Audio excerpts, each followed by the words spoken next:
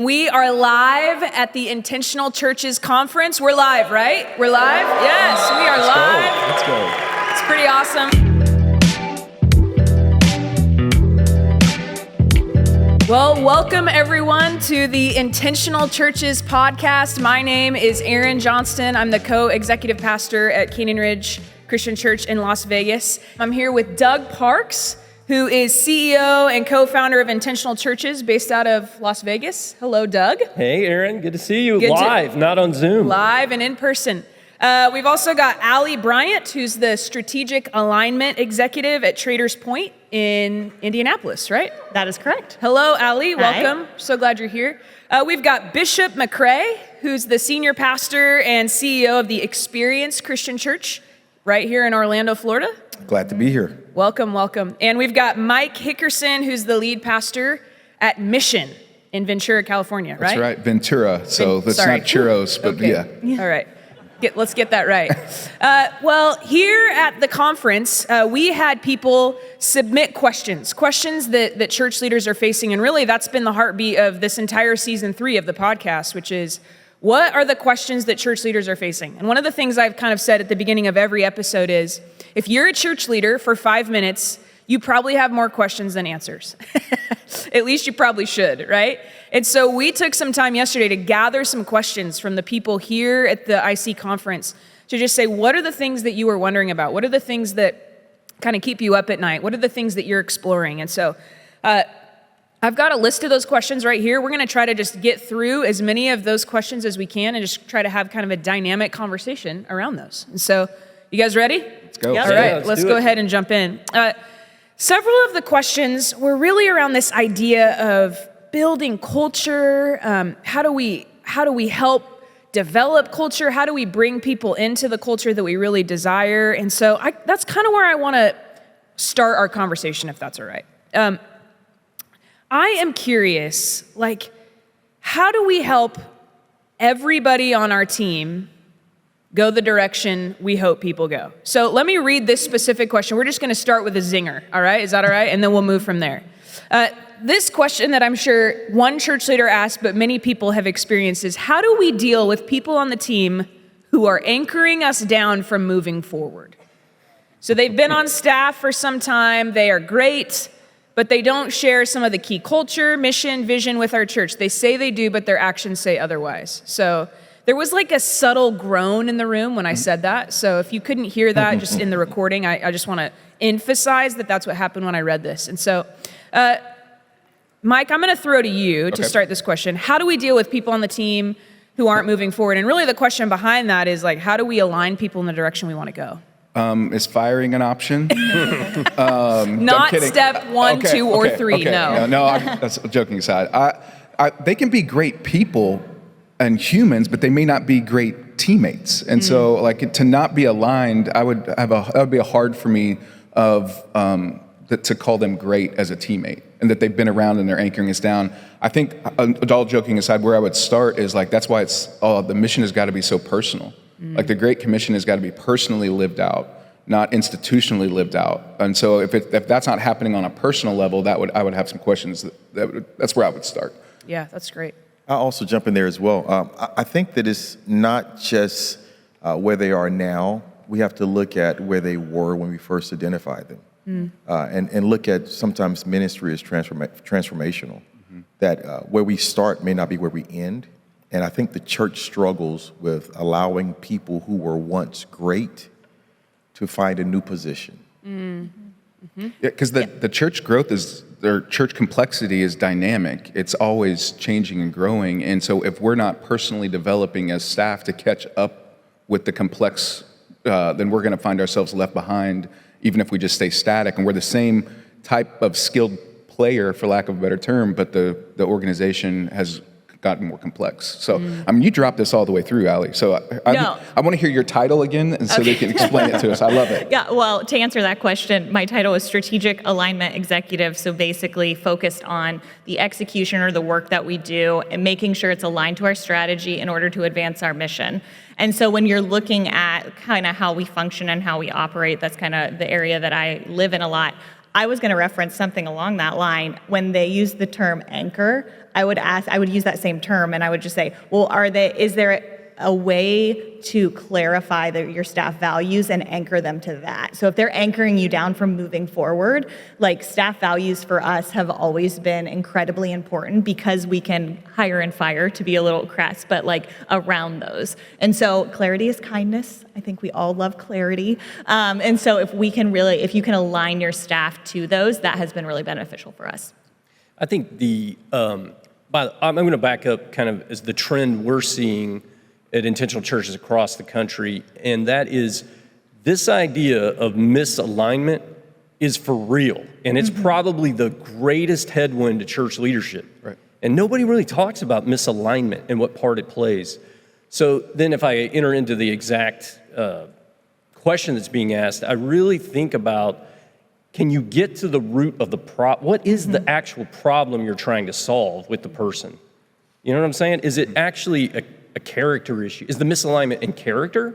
Because that's a different developmental thing than, they're not on board with kind of a scriptural mandate or a core value issue. You know what I'm saying? You got to really know what the core is of what So we have 3 C's that we hire for, and it's character, competency, and culture. And so even your question of like, is the misalignment in character, or is it in a competency job performance issue, or is it in, kind of like their cultural fit, the vibe of things? I would add a C, just capacity. Yes. Because do they have the ability, will they be able to grow in capacity? Yeah. Any other C's? Cadence. Calling. Okay, wow. Yes. What do you mean by that? Do they have the ability? I'm used to. So I went to HBCU, Florida A&M University, the only. Let's go, shout out. Yeah, great, awesome. And so, but I'm used to drum majors. And so with the drum major, you think about, especially in the band, the drum major stands, he turns, he blows his whistle. When he turns, he no longer turns back. Do they have the capacity or the abilities to follow at the pace of the drum major? Because sometimes that's our interruption as well. Wow, that's really good. I think sometimes as leaders in the church, we set culture, or we hope to set culture. We set values. We have, some of us even have these like value statements or mission statements or whatever, which are all good things. But if we're honest, at times they're a little aspirational, right? And I think it's really important to get a read on the pulse of what are people actually experiencing. Like I push on this all the time, but like, let's do some wide listening across our staff and even key volunteers and ask the question, how would you describe our culture? If you had to describe our culture in a phrase or a sentence, what would you describe it as? And see, does that align with who we're actually trying to be, Can I have just a practical nugget here? Yeah. This is something that I learned a couple of weeks ago that I thought was just a great idea. So get a staff team together, whatever level of the organization you want to pull in. But beforehand, just send them 3 questions. Name 1 word that describes our culture right now. If you could change anything, what would it be? And anything that you would want to, that you're celebrating right now or something like that. But they have to bring that to the meeting written down. And then you literally go around and you say, okay, youth leader, what are the things that you wrote down? Okay, worship leader, what are the things? And there's no groupthink or dialogue, but you get straight from the source's mouth kind of where they see the culture. Because I think it can be swayed a lot of time if you do an open collaboration. Yeah, I think I want to back up to this idea of values and kind of do a little definition a little bit from what we see. Typically, when we show up at a church, oftentimes they've got the church core values that we all have that everybody thinks are creative, but I've seen a lot of them. And it's like authentic relationships. Doug's basically saying you're not creative. Is that what you're saying, Doug? Biblical preaching, inspiring worship, radical generosity. You know what I'm saying? Like we've got these things. But oftentimes what we find is some of the stuff you're talking about, these behavioral values, how we're going to act and behave as we do our work, are not clear. Most of them are oral tradition. They've not been operationalized except by, a lot of times, you only know it when you've stepped on it wrongly, what that behavioral value is. And at the end of the day, then, what you guys are talking about, I love. How do you operationalize those behavioral values and reward the ones you want to create the culture you want? Yeah, we had a whiteboard that we would just say, when we stepped on those behavioral, let's write it down and put it on the board so that we can begin to operationalize it. Like you can't delegate what you can't define.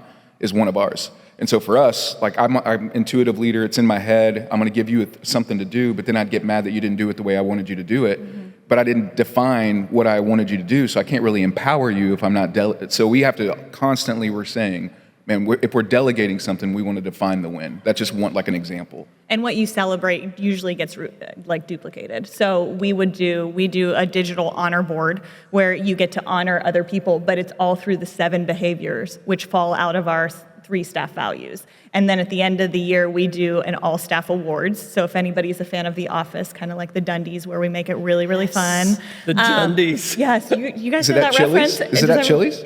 No, it's not. Not at Chili's, and they don't get little trophies. But I will say it's made it a fun, celebratory thing of like, way to go, and you call out people. So I think that was just one little thing that we did to operationalize. Can we do a couple of your, do your 7 behaviors? Just, you know, a few of them?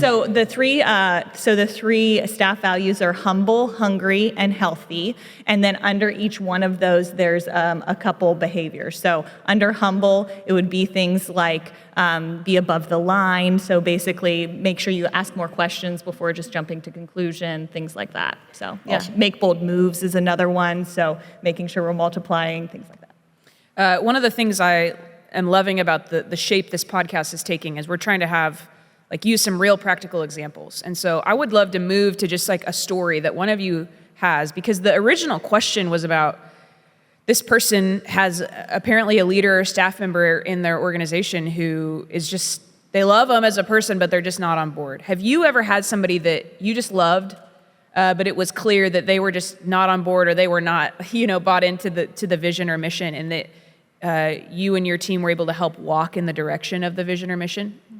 I actually had a situation, and I just had to release the person.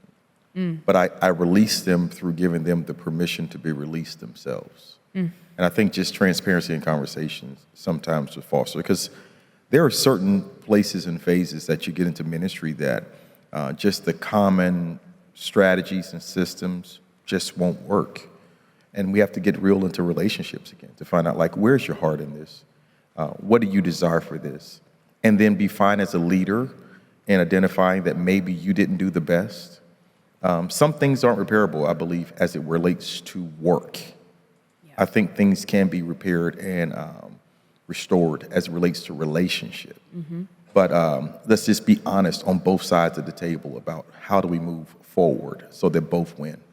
I'm curious, you may not want to share this because you never know who might listen, but can you talk about how you help them release themselves? Well, I set a safe zone for conversation.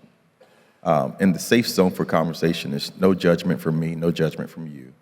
Let's talk issues, facts. Let's talk desires and passions. Let's talk future. I'm reminded of a senior leader out of Los Angeles, California, who teaches a lot about promoting people, which is actually firing people. And so he would promote them in such a way, make it feel so good. Hey, I need to release you to do what God has called you to do. And it's actually a release from what they were doing.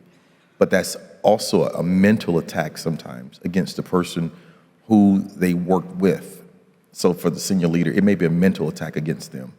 And you just have to be comfortable in relationships. And I think that's where we're failing a lot in church. We're making so much spiritual and we're not being relational.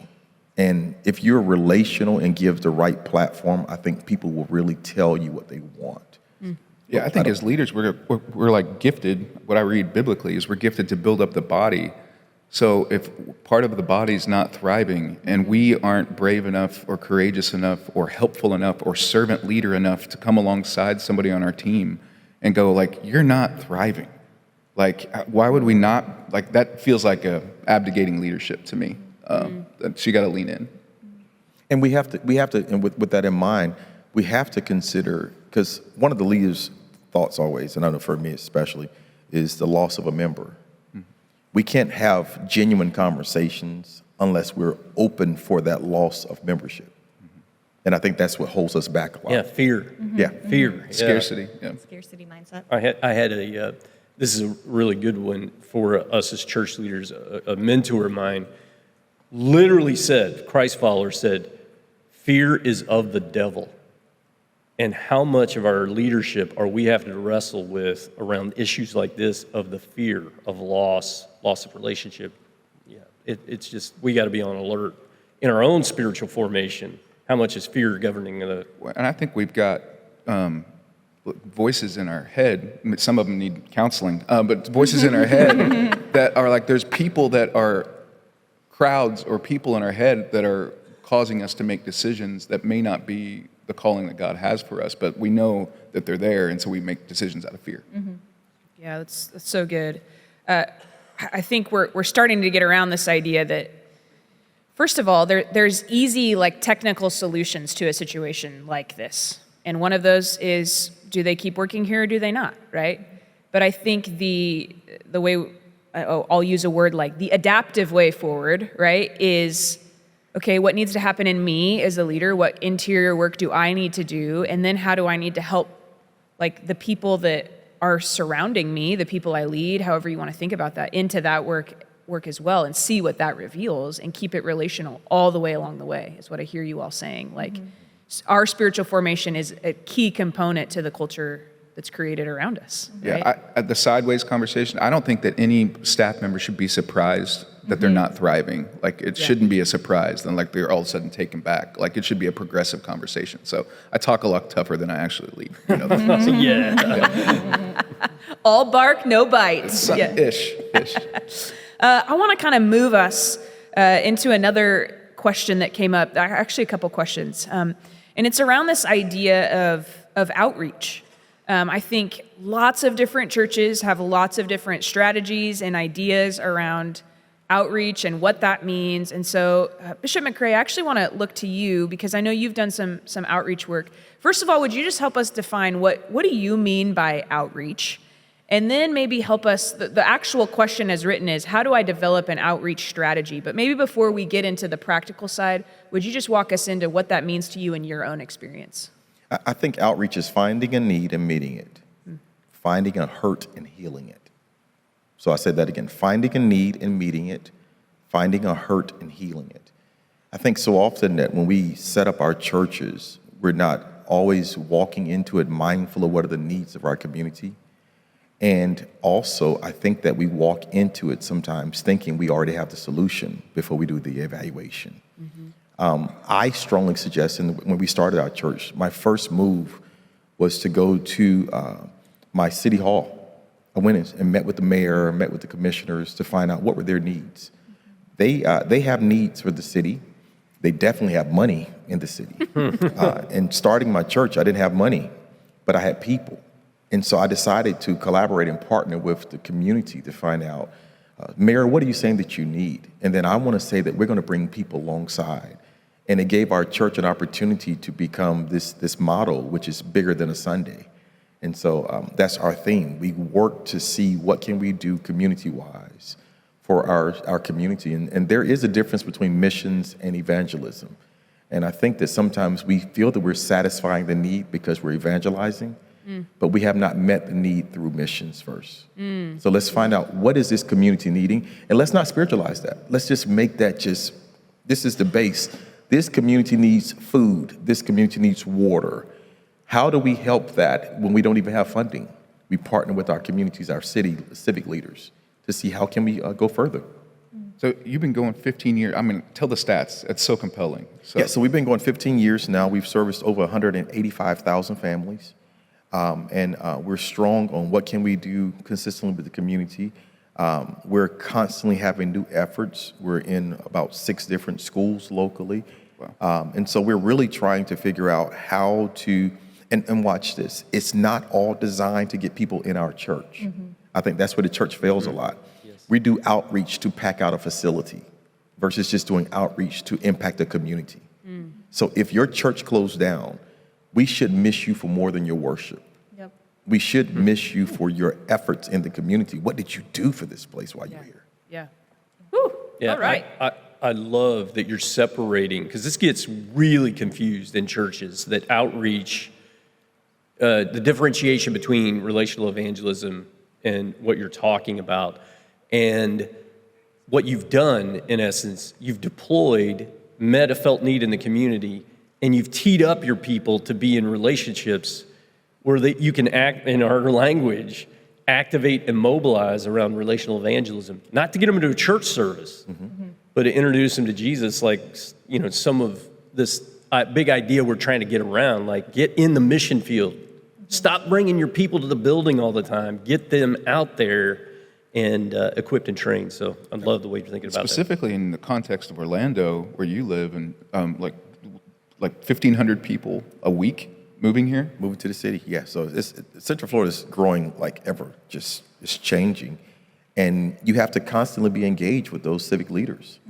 Like most churches don't have the resources to continually find out what are the needs of their community. But the city always does. And we just allow them to have that information without us ever accessing it as well. We should be engaged in city plannings. We should be finding these things so we can align our church. Because when our community residents, those taxpayers, when they see that we're engaged in the actual need, it automatically gives a birth to the church. They see that, wow, they're in tune. We're always trying to be relevant and, in relational, all these terms we come up with in church today. And we make it hard sometimes. We're on our knees instead of, let's go get in a book. let's get on the computer system and find out what are they saying. And let's figure out how can we bring that back to our local churches. Yeah, I think what you're saying is blowing the mind of a lot of our listeners, because most of the churches I encounter do not think like what you're saying. Like, it's almost as if that city infrastructure, government, civic, is a compartmentalized silo that may borderline be the enemy, almost. So I hope our listeners are embracing, you're literally teeing up your people to be activated and mobilized. Have to. Yeah. So one of the real desires of intentional churches is that every person would have a one, somebody that is close to them but far from God. And so how do you think about mobilizing everyone in your church to go after the one and an outreach strategy? How did those things begin to come together? Do you guys have any thoughts or experience with any of that? This is about as cheesy and hokey as you could possibly do. I stole it, but it's been powerful for our church. We pray for our one at one. Everyone in our church to have a one, their one. And so set an alarm that goes off every day in your phone. It can be 1 a.m. or 1 p.m., depends on who you are. So, but we just want it to be top of mind, and we want to pray about it and kind of move there. And it's a big deal when our neighbors come, my neighbors come to church, and my church knows that my neighbors are about as lost as it gets, and they're showing up. And then when we talk about our ones, I'm meeting ones in the lobby are like, hey, this is my friend, this is somebody I've been praying for. They try not to make it too cheesy, but yeah. So it sounds like when it's coming from the top, it just becomes, effective in our congregations. And so I think that we have to, the leaders, the senior leadership has to buy into the one.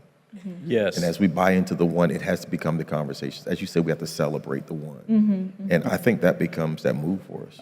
Your church is killing it. So please talk about it. No, I would say we personalized it quite a bit, starting with the staff. So as the staff goes, the church goes. So just even in daily meetings, it's the icebreaker question. It's you have to ingrain it into your daily kind of vernacular. And then that continues, out of the overflow, it comes out on the weekend. Yeah, when your job is church and running, I know I'm Gen Xer, I get kind of snarky, but when you're running the machine of the church, sometimes you can get lost in, you are still a disciple of Jesus. Are you emulating in your personal behaviors, not your job, but in your personal behaviors, the things you would expect your congregation to be doing? And first and foremost, do you have ones in your life? Are you engaging with him? Are you building relationship? And we found that that's not always the case with church staff. So I appreciate what you guys are saying, that we really, really need to focus. We have to model this more than anything. Yeah, I'm nervous. So my one world right now is my daughters all played soccer. So I just was a soccer dad. And then people were like, I just found out you were a pastor. I'm like, yeah, don't hold that against me, But just that's where all my ones are. And my daughter in a couple of years won't be doing that anymore. So I'm trying to, in the process of figuring out how am I getting to the edges of our community to find some more ones when it was kind of built in. And it's interesting that you say that because I find myself doing it a lot. People like, you a pastor? Or they like, what do you do for a living? I'm a motivational speaker. That's the general thing for me, because I don't feel like going through, let me pray for you right now. I'm trying to get something to eat, so I'm a motivational speaker. But it's a lot of places that we hide from that has accesses to our ones. And this conference has really opened me up to see, like, hey, let's get back to the one. So do you, as we talk about this idea of outreach and impacting our city and hoping that every person in our church has a one, right? I want to get back to this question of like, how are you thinking about, are you creating a program or a ministry of outreach, or is your outreach strategy your ones? Is that your outreach strategy? Do you understand what I'm asking? Yeah, I think it has to how be are you both. inviting people to engage in the work of outreach, or is that just the baseline expectation for any person who has a one? Yeah, I think the one concept is actually bigger and more organizational wide, I would say, because it should be the driver of all that we do. Outreach is a huge component of that. Discipleship is a huge component of that. Weekend is a huge component of that. I mean, all those areas which are in our strategy, I think should revolve around knowing the people who are walking in your doors, knowing the people who are out in your neighborhoods, and that starts with the one. I also would add to that. I think that there has to be the both, not the or. And so I think that we have to definitely get each one of the members, the 99s, looking for the one. That's the personal piece. I also think that the church universal, the institution, has to also work to be the church, the entity that is looking for the ones. So that's the example that we give to our communities overall. And so showing maybe large things that we do so that the people of the community that may not reach the member of the community will still see the beacon. So I think it's a combination of both working the entire time. Yeah, I just always try to define those terms because they're a little mixed up to me. Because outreach, I would go like what he said earlier, is like it's seeing a need and meeting a need. And then like evangelism and the one is like Great Commission living. And so I would want our churches to be meeting tangible needs in our community. What's our community's biggest needs? Let's lean in. And like I would want the church or the city to miss us if we weren't here. But like having ones and living out a personal Great Commission is different than outreach to me, in my mind. Hey, just real practically, talk about, you guys were in wildfire zone, right? Yeah. Talk about how you responded to that outreach as the beacon of the institution to the Ventura County, but then also how you saw, if you saw any mobilizing and activating of your people with their ones. Yeah. So Thomas Fire hit a few years ago. It was sweeping down all of the mountainside in Ventura and burned almost a ton of Ventura. And so people were displaced, evacuation. It was pretty scary. I mean, we're right behind our house. My in-law, it was wild. So at the time, we were a church plant that got to meet in a movie theater. And so we opened up the movie theater to be like emergency housing. And then all of a sudden, it became a distribution center even before Red Cross and Salvation Army was there, because we had already built the muscles that when there's a need, we will lean in and do that. And so our team was ready to go. And then it was like, well, I don't know if I believe everything that they believe, but man, if our city needs help, that church will help us. And so it gave us great reputation in the city, and that's the only reason we did it, was just to have good reputation. No, I'm kidding. We were actually just trying to meet very real needs for our neighbors that needed water and baby clothes and toiletries. And so we just and people just started dumping all kinds of stuff, and we were filling up theaters with it. So it's pretty crazy. We call it street cred. So Street cred. I understand. Absolutely. Reputation. That's right. That was cute. Teach me your ways. Well, I want to move from this conversation that's just been really rich around the one and outreach into kind of one other maybe category of questions that came in, and that's around like, since COVID, as the church has kind of come back to life post-COVID, we see this real drive towards less of the maybe institutional type thing and way more towards relationship and trying to make everything extremely relational, right? So that every kind of touch point along the way in our churches, I think the real desire would be that people would experience real personalized relationship, not just an email funnel. Email funnels serve their purpose and have their place, but not only those things, right? And so there's a couple questions like, how do we make our engagement process more relational, you know? It seems like since COVID, the biggest missing piece has been life-giving relationships in a lot of places. And so I want to zoom in on this conversation because I think this is a big part of kind of the fabric of intentional churches is life-giving relationships. And so I'm wondering, how are you guys thinking about how every step along the way of people engaging your churches is relational? How are you thinking about that? How does that get kind of executed in your church? I have thoughts, but I would love to hear what you're... Yeah, so I was just thinking from an engagement pathway standpoint, at the very top of the funnel, I mean, making it relational from the very beginning and knowing who your people are. So I do think it comes back to the one a lot of the times in knowing who's walking in your doors. The other thing I would say, you know, processes and systems are great. They're at the core of my heart. But I would say... Jesus is at the core of your right, heart. Jesus is first, then processes and... No. But just because the complexity of that, and sometimes you miss the meaningful relationships in that. So when we're looking at life-giving relationships, answering the question of who are our people and what do they need, like the purpose for them, we divide it into 3 categories of large group space and kind of small group space. So that's like 10 to 12. And then like micro groups is like a 2 to 3 mentorship type thing. And so having options for each of those really shows that, you know, knowing the people and kind of who they are and having those kind of key relationships. The other thing I would just say is from we hop back to like the one, knowing your one and knowing how to maybe adjust your even like announcement block so that they're saying things that don't Christianese, like all that, just making sure you know who's in the room. We just actually had this conversation the other day about even worship leaders and, you know, raising your hands. Well, is everybody comfortable to raise their hands? Just knowing who is in the room and making sure you're kind of targeting. Yeah, I want to add to that for just a minute. And like here, because this can be divisive right now. You know, we've gone through these years of church growth and we chase models. And it's the seeker-sensitive, the attractional, oh, no, now we're the missional, and, oh, we got to, you know. And I want to say what you're saying about being sensitive, if I can right-size our thinking, think about it this way. When you're thinking about the one and who's coming in your door to church, don't stop doing church. Don't be afraid of doing. Right. But treat it like you're having a guest over to your house for dinner. Because when you have a guest over to your house for dinner, you have a want-to-wear filter. You know, it's the only time in our family where we light candles. Maybe the only time where we take the piles off the, you know.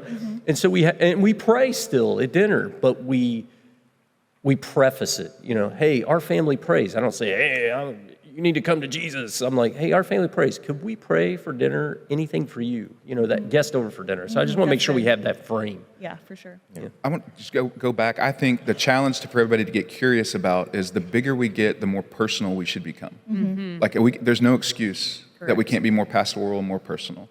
So let's get curious about that. One of my big pet peeves is that we create processes that we feel good about that don't serve our people well, but we feel good about it because it's all on paper and we sent the email on Monday, my job is done. No, our job is connecting people, so not sending emails. Most churches design strategies, especially in communications, through the lens of the ministry leader.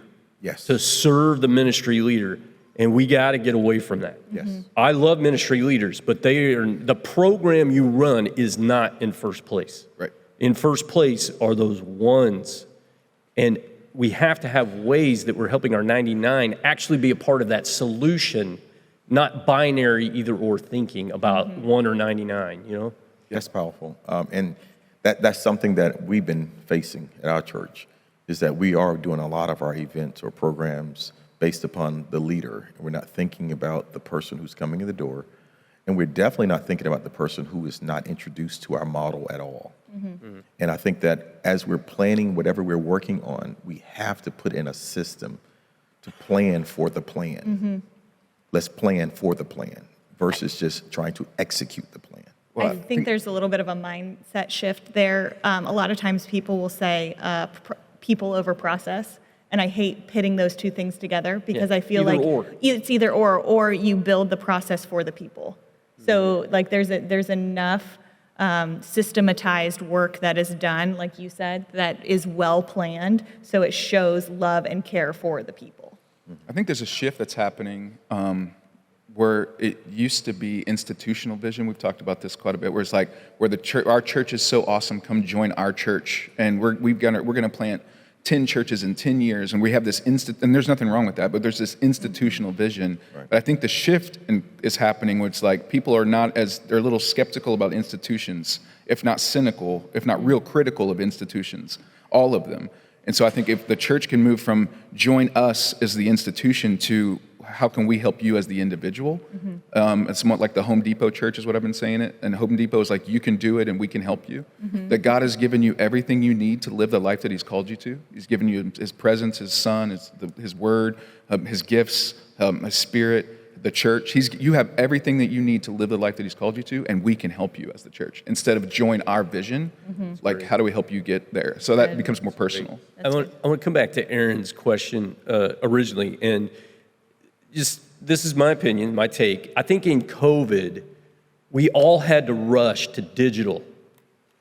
Whether you were already doing it, you had to double down on it, or you weren't doing it and you had to go figure it out. We rushed to digital, and I think it confused us. Coming out the other side, I think it confused us. The power of the gospel is in people. It's in us. And I go back to old school, I'm talking old school church growth guys, Gary McIntosh, who wrote about the power of a one connecting to 7 relationships at least early in a church experience is critical. And so I would argue, how does your digital help foster relational connection? Not how do we depend on digital to let the institution try to connect people? How do we fight for that 7+ relationships really early in a one's life inside the church is really critical and important. And he was able to scientifically prove, you go read his research, that, hey, they're more likely to stay because relationship is something starving in people. And he wrote that stuff in like the 70s and 80s. You know, you think about now after COVID, you think people aren't starved for relationship, looking for purpose, they're alone, they're isolated, they have anxiety. The church has the answer. We just got to make sure we focus our strategy on getting that relationship stuff square soon. Well, think about how many digitalized communities there are. I mean, you know, Peloton. Yes. Yeah, I mean, everybody knows you.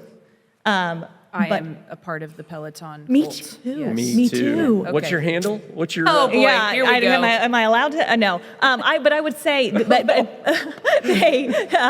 everybody can like, dislike. I mean, all those things. But the life-giving relationships, they're still looking for it. Yeah. Even if I'm a part of all these communities online, there's still something missing that I'm missing in, you know, real life. And I think there's an openness like that's happening spiritually in our world, that where God is doing stuff and bringing people back to him. And I don't want the churches to miss it. Like, be prepared, let's go for it, you know.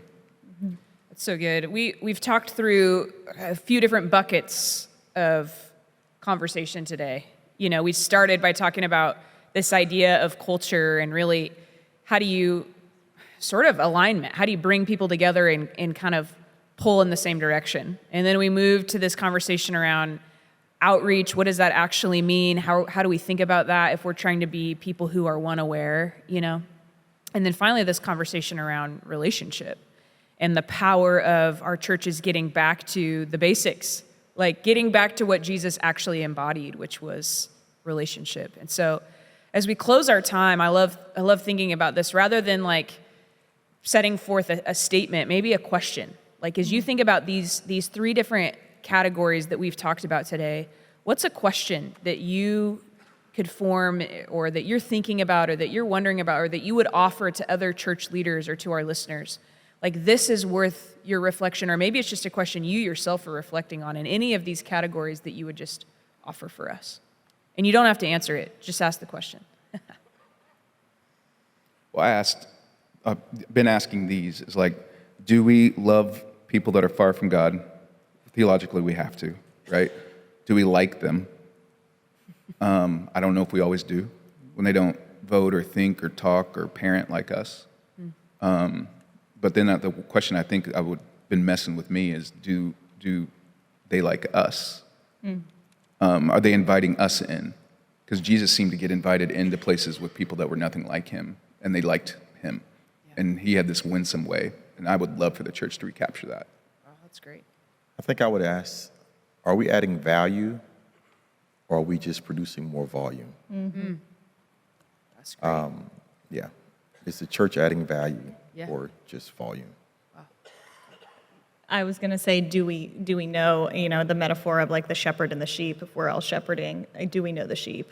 And as we continue to meet people, and as cities change, and as even in our area, like suburbs change and all that, like, do we know the people that are coming through our doors so that we can serve them? It's a good question. I think one for me that I'm trying to really push to church leaders, how do we downsize our content and upsize our facilitation of relationship? And that's hard, because the church has primarily become content, as if content transforms people alone. No, Wow. it doesn't. That's good. Well, you guys, thanks for hanging today on the Intentional Churches podcast. It's been a gift. Can we hear it for our live audience? So grateful for this season and just unpacking together questions that we probably will never fully have answers to, but we're just want to be people who explore together. So thanks for listening to this episode of the Intentional Churches podcast. We'll see you soon.